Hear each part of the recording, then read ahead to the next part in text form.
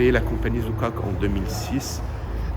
Quand on a créé cette compagnie, c'était vraiment pour un désir de faire du théâtre une profession.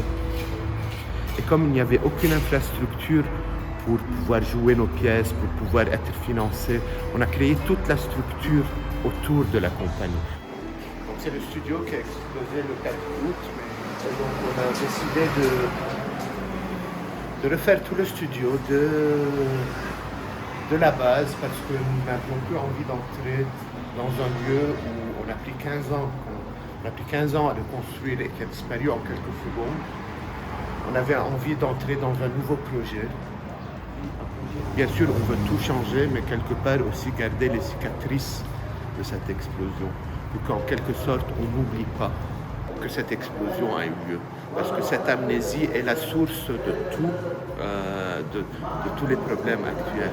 Et comme c'est un lieu de culture, de réflexion, c'est aussi un lieu qui veut lutter contre l'amnésie et qui veut créer les nouveaux discours de demain. C'est pour ça qu'on spécule beaucoup sur les jeunes, parce que pour que ce pays fasse un pas en avant, il y a d'abord un discours alternatif qui doit être créé. Et ce discours alternatif, sans culture, ne pourra jamais exister. Sans théâtre, sans musique, sans cinéma, sans danse, il n'y aura aucune réflexion qui se différenciera de celle qui a précédé. Et donc on veut ce lieu-là, une sorte de hub pour la réflexion de demain.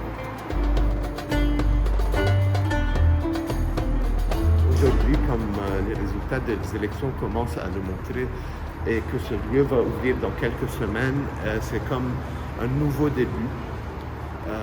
Certes sur les décombres, mais aussi sur la défaite symbolique et même pratique qu'est celle de la mafia gouvernante durant ces élections-là.